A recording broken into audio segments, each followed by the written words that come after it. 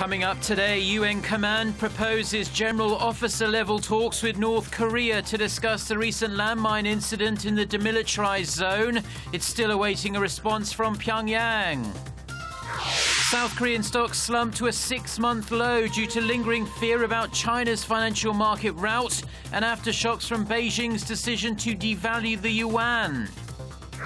First, police in Thailand are frantically searching for a man who was seen leaving a backpack inside the Bangkok shrine where a bomb exploded, killing at least 22 people. Stay tuned for these stories and more.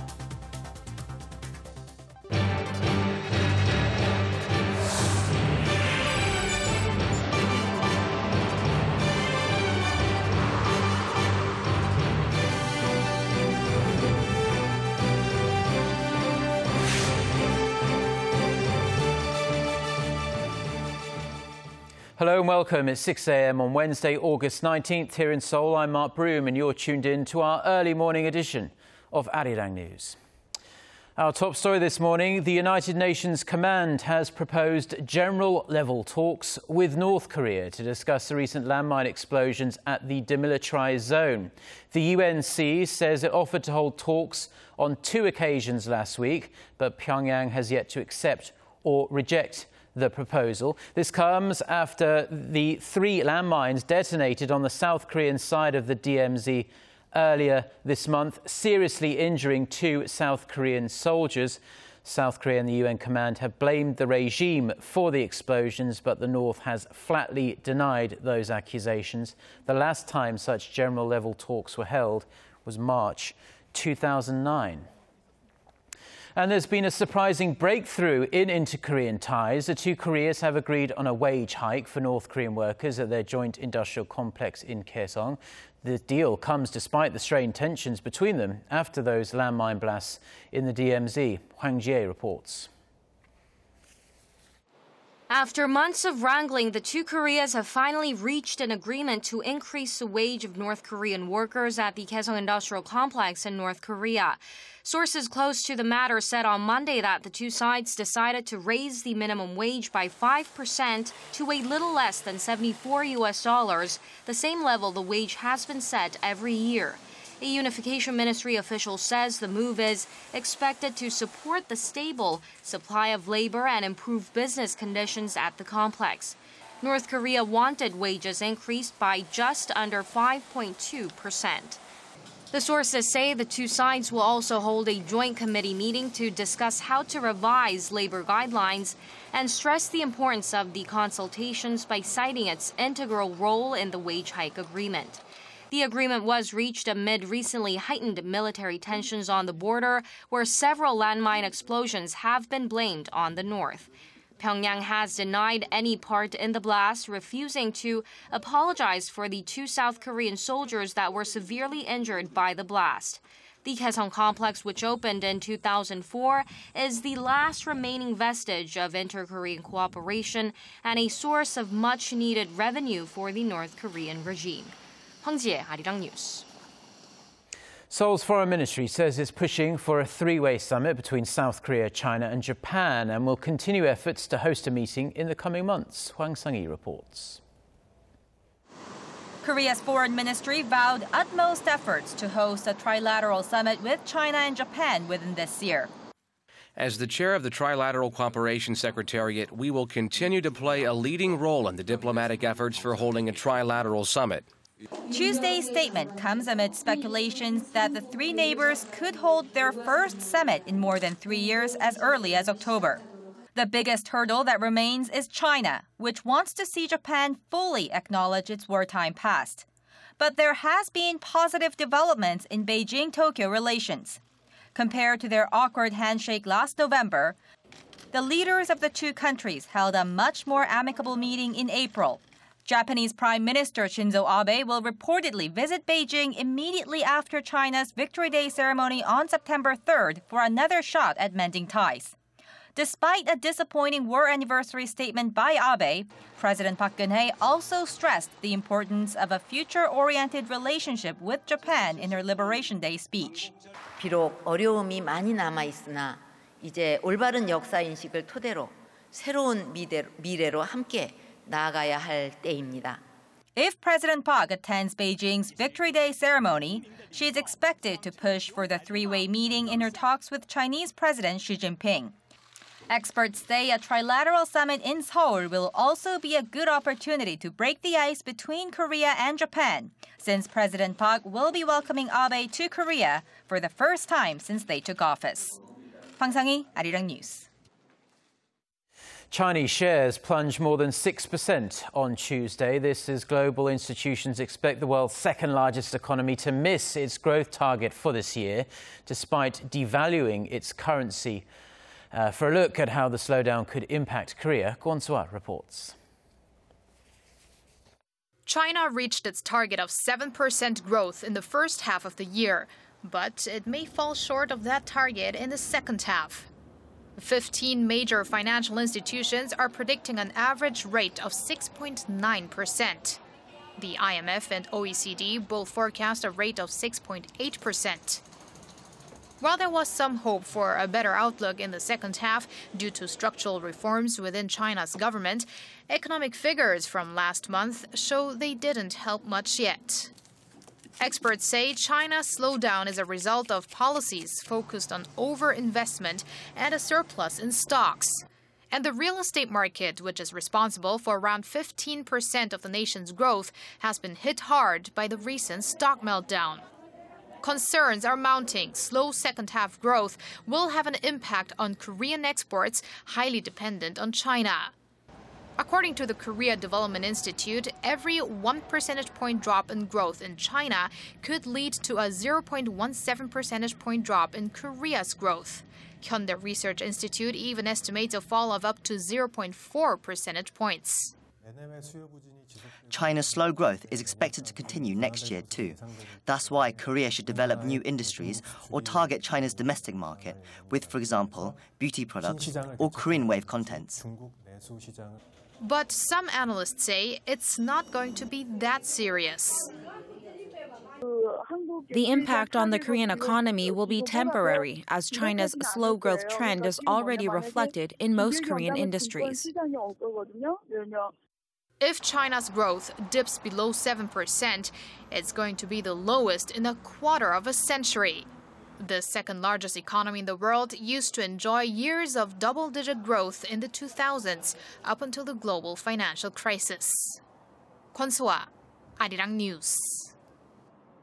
And the latest tumble in the Chinese stock market also had a negative effect on Korea's stock market, as the Shanghai Composite Index fell more than 6%, as we heard on Tuesday. Korea's benchmark Kospi, the country's main stock market, also dropped to a 6-month low, closing at 1,956 points. Now, Korea's tech-heavy Kosdaq suffered even more, shedding over 3% to close just below 700 points for its worst daily performance in 2 months. Experts say this market fluctuation now has a bigger impact on Seoul as more Korean companies have increased their investment in China. There's growing expectation the US Federal Reserve will start hiking rates in the coming months, but Korea's finance minister says the Bank of Korea will not automatically increase its own key rate when it happens. Speaking at a special committee budgets and accounts meeting on Tuesday, Choi Kyung-hwan said Korea's central bank will make its decision on rates based on various developments, including China's slowing economic growth and financial market instability in emerging markets. He assured that even when the Fed increases rates, it will not lead to a sharp outflow of foreign capital from Korea. And now to the latest on the deadly bomb attack in Bangkok. And Thai police are on the hunt for a suspect captured on surveillance video near the scene of the blast. This as Bangkok was rattled yet again on Tuesday by a smaller explosion in another part of the city. Won Ji-hyun has the latest. It was around 7 o'clock Monday evening when a massive bomb exploded near a popular Hindu shrine in central Bangkok. The blast has left 22 people dead, including 8 foreigners, and about 120 others injured, according to local police. The explosive has been identified as a pipe bomb that was wrapped in cloth. Authorities say it's too early to tell who was behind the attack, but the police are looking for a possible suspect. A man wearing a yellow t-shirt carrying a large black backpack was caught on CCTV near the scene of the attack. Video also showed the man deliberately leaving his backpack inside the shrine, then walking away from the area. Thai police have released pictures of the suspect, who is wanted for questioning. In a separate incident on Tuesday, a small explosive device was thrown from a Bangkok pier. Authorities say no one was hurt and no link has been made to Monday's attack. Won Ji-hyun, Arirang News. Rain has begun to fall in China's northeastern port city of Tianjin, which was struck by massive explosions last week. The wet weather is raising concerns hazardous chemicals could be spread over a much larger area. Authorities say some 700 tons of sodium cyanide stored at the blast site could react with water to produce highly poisonous hydrogen cyanide gas in the air, posing a potentially deadly threat to residents in the area. Officials say they have built a dam of sand around the crater of the blast site to prevent pollutant leakage, but locals are understandably concerned. As work continues to identify those killed in the blast, the death toll now stands at 114. More than 700 people are receiving treatment for their injuries in hospital. The Samsung versus Apple patent battle has gone quiet in recent months, but there has been a new development that could have an influence on the case. In a so-called non-final ruling, the US Patent Office has invalidated an original iPhone patent in the Samsung lawsuit. The patent references the overall design of the original iPhone launched back in 2007. Now, Foss Patent says one reason for the invalidation is that this particular patent, known as D677, was not disclosed by Apple in earlier patent applications. On top of that, this patent was already deemed to not be valid due to comparisons with patents from LG and Sharp. However, Foss Patent says the invalidation will probably not affect Apple's chances of collecting over $500 million from Samsung in patent infringement penalties. Now, tourists will have more reason to visit Seoul in just a few years from now. New destinations will include stops that feature the old and the new Korea. Kim Ji-yeon reports. Foreigners will be able to experience traditional Korean culture at the heart of Seoul after a construction of a multi-purpose cultural facility dubbed the K Experience. You can see that the site is just a lump of green for now, but that will change in the coming years. And projects like these are part of President Park Geun-hye's cultural policies during the second half of her term, in which she helps the country thrive through major construction and infrastructure projects like the K Experience. Korean concerts, exhibitions, and food are expected to be the main features, but the facility's surroundings may be one of the most attractive aspects. K Experience will be built on 36,000 square meters of land adjacent to Insadong and Samcheongdong shopping districts, all popular tourist destinations. The first phase of construction is expected to be finished by 2017, spearheaded by the country's top air carrier, Korean Airlines, and the Culture Ministry. Creation of such tourist landmarks in downtown Seoul is expected to help foreigners rediscover the value of traditional Korean culture. The government will also invest $40.6 million to transform a stadium in Seoul's Olympic Park into an outdoor K-pop concert hall.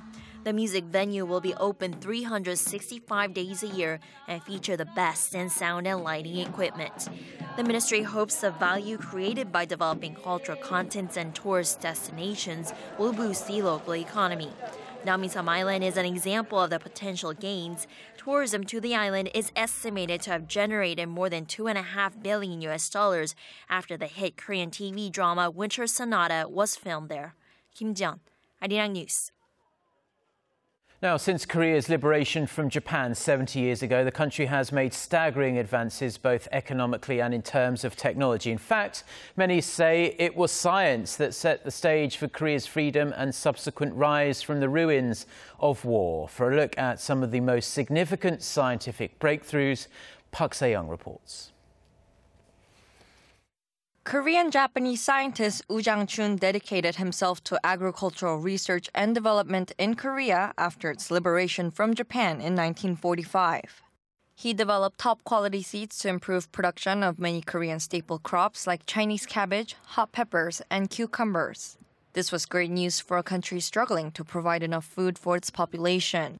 Insect-resistant cold-hardy pine trees and fast-growing poplar trees, which grow well even on barren soil, were both developed by leading forestry researcher Hyun Shin-gyu. The trees were integral in covering Korea's barren mountains in green after the Japanese occupation. The development of pine and poplar trees was the stepping stone for tree breeding in Korea. I believe it was very important in the greenification of the nation's forests. In the 1970s, Korea launched a massive government-driven campaign for heavy and chemical industrialization. Hyundai Motor began selling the nation's first mass-produced car Pony in 1976. The Hyundai Pony started the car boom in Korea, and it also became the first Korean car to be sold overseas. Other significant milestones for the nation's scientific development include highway construction technology and the rice variety 통일, which enabled Korea to transition from rice importer to a self-sufficient producer. Park Se-young, Arirang News.